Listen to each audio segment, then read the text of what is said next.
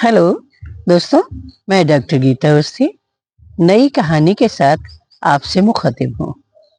दोस्तों, कभी कभी परिस्थितियां वो दिखाने लगती हैं जो कुछ होता नहीं है और ऐसे तथ्यों को स्पष्ट करना बहुत जरूरी होता है। कहानी इसी बात पर आधारित है। शीर्षक है खर्चीली। जब से ब्याह कर आई हूँ तब से लगातार वही आरोप हम पर लगता आ रहा है कि बहुत खर्चीली हूँ। अब अगर ढंग का खाना बनाना या खाना खर्चीलापन है तो मैं खर्चीली हूँ। अगर बच्चों के बर्थडे वगैरह अच्छे से मनाना खर्चीलापन है तो मैं खर्चीली हूँ। शादी के बाद आते ही ससुराल में सारी जिम्मेदारी मुझ पर डाल दी गई थी। फिर चाहे देवर की बर्थडे हो या बच्चे के, पति की प्रमोशन पार्टी हो या मुझे पीएचडी अवार्ड होने की पार्टी। पार्टी अगर शानदार करनी है तो खर्च तो होगा ही ना। माँ बेटे को हर पार्टी शानदार चाहिए थी मगर खर्च नहीं होना चाहिए था।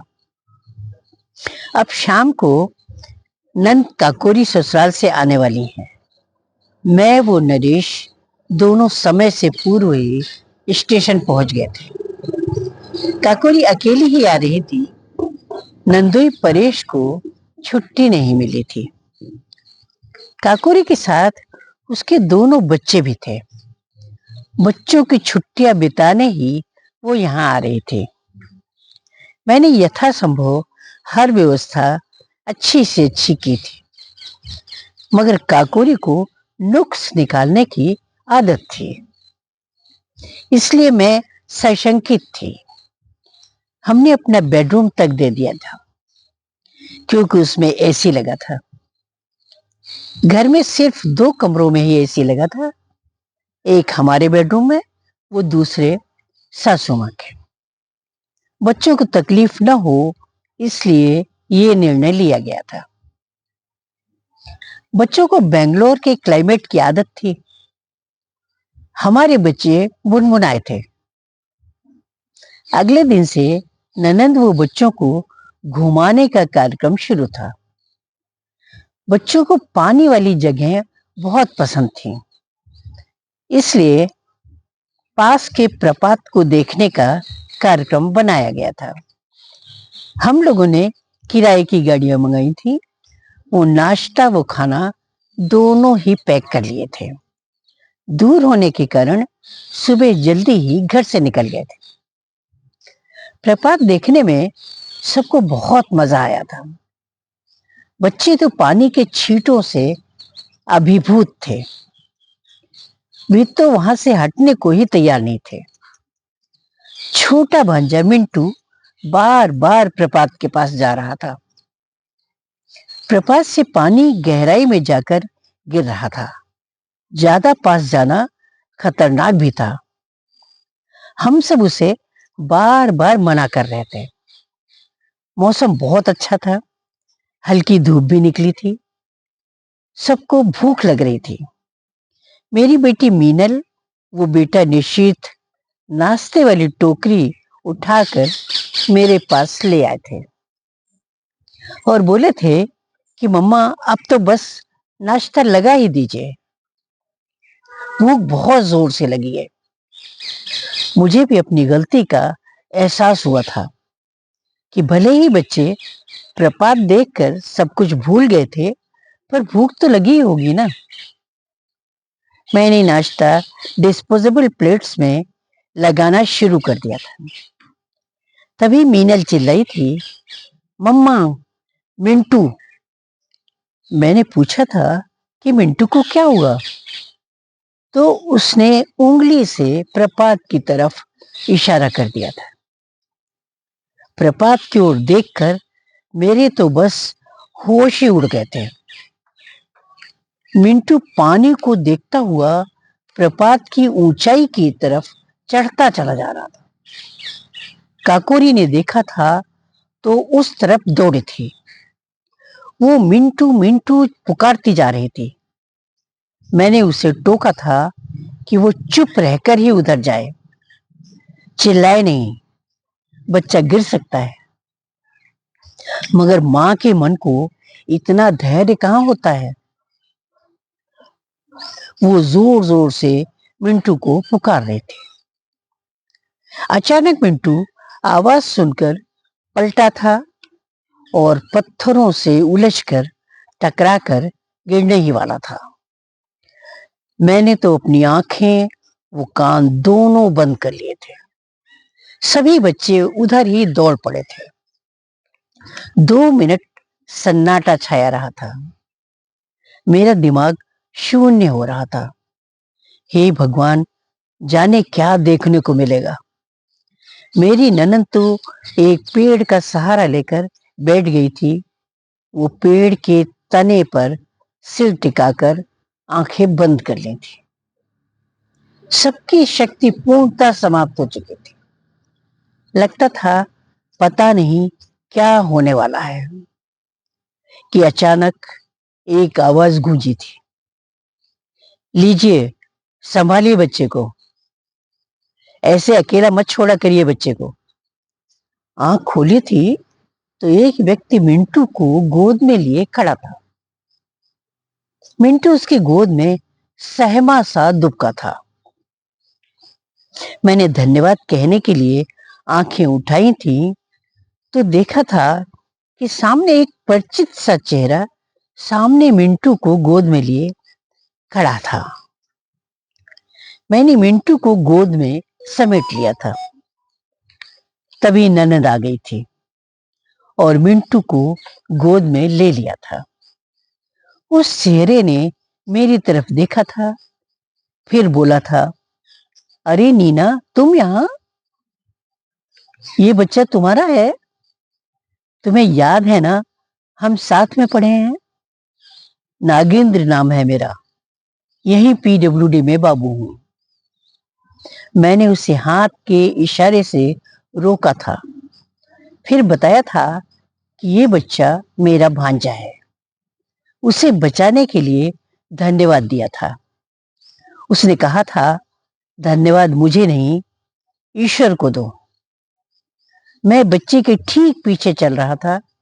अगर ऐसा न होता तो मैं बच्चे को न बचा पाता। ईश्वर की इच्छा देखो, आज छुट्टी थी। पत्नी वो बच्चों के साथ अपने मायके में थी। मैंने सोचा बोरियत दूर करने का ये तरीका अच्छा है कि पानी की कलकल सुनो। फिर खुद ही हंसकर बोला था, पत्नी होती तो घर में उसकी कलकल सुनता। मैं भी हंस दी थी। मैंने उसे साथ में नाश्ता करने के लिए इनवाइट किया था। मैंने सबको पुकारा था और नाश्ता किया गया था। इस बीच नागेंद्र अपने बारे में बताता जा रहा था और मेरे बारे में पूछता जा रहा था। उसने मुझसे कहा था कि तुम तो मेधावी छात्रा थी, ग्रेजुएशन के बाद आगे पढ़ाई क्यों नहीं की? जॉब कर सकती थी। मैंने उसे बताया था कि घर वालों को शादी की जल्दी थी और शादी के बाद जिम्मेदारियों के साथ पढ़ाई कहाँ हो पाती है। नागेंद्र ने भी हम लोगों के साथ तंबोला खेला था, कुर्सी दौड़, अंताक्षरी, सब में वो बच्चों के साथ घुल मिल गया था। दोपहर को खाने के लिए भी मैंने उसे रोक लिया था। इस बीच मैंने देखा था कि काकोरी का चेहरा लगातार तन कर लाल लाल बना रहा था, जबकि नागेंद्र उससे बीच बीच में बात करता जा रहा था। मैंने उसका पूरा परिचय नागेंद्र से करवा दिया था। ये भी बता दिया था कि वो मेरा क्लासमेट रहा है। मैंने प्लेट लगाकर काकोरी की ओर बढ़ाई थी तो वो व्यंग से बोली थी, मैं बाद में अपने आप ले लूंगी, आप नागेंद्र जी को देख लीजिए। मैं समझकर भी नासमझ बनी रही थी ताकि नागेंद्र किसी बात को अन्यथा न ले। सूरज ढलता जा रहा था। पहाड़ों के बीच प्रपात और पीछे से सूरज का ढलना।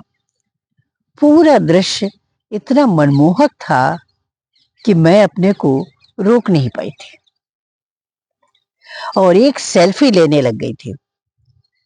नागेंद्र ने आगे बढ़कर कहा था कि लाओ फोटो में खींच देता हूं। मैंने भी उसकी फोटो खींच दी थी। मैंने काकोरी व बच्चों को फोटो के लिए बुलाया था, पर उन्होंने स्पष्ट मना कर दिया था। काकोरी ने बच्चों को भी मना कर दिया था। चाय हम सब ने साथ में पी थी। फिर नागेंद्र धन्यवाद कहकर चला गया था। मैंने उसे घर आने का निमंत्रण भी दिया था। उसने कहा था कि वो अपने परिवार के साथ जरूर आएगा। मैंने फोन करके गाड़ियां बुला ली थी और सब ने सामान उठाकर गाड़ियों में रख दिया था। हम सब घर के लिए चल पड़े थे। सबके बीच सन्नाटा पसरा था। कोई किसी से बात नहीं कर रहा था। मिंटू भी सदमे के बाद सो गया था। बाकी बच्चे थके थके से बैठे थे, जैसे बस घर पहुंचने का ही इंतजार कर रहे हों।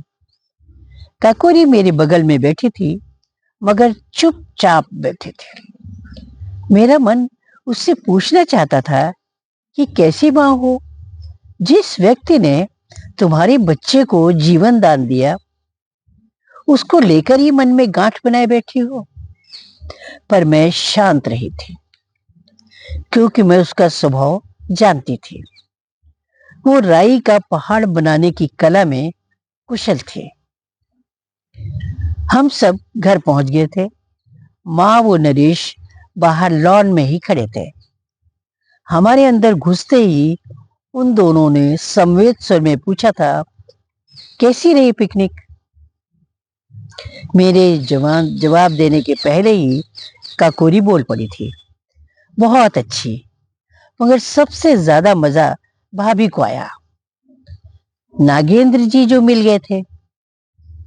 नरेश ने मुझसे पूछा था, ये नागेंद्र कौन है? मैंने सब कुछ सबके सामने बता दिया था। मिंटू को बचाने से लेकर पूरा वाकया बताया था। नरेश ने मुझसे पूछा था कि तुमने उसका मोबाइल नंबर लिया या नहीं। मैंने एक मैगजीन बढ़ाते हुए कहा था कि इसमें लिखा है। शाम को घर में भी काकोरी का चेहरा बिगड़ा रहा।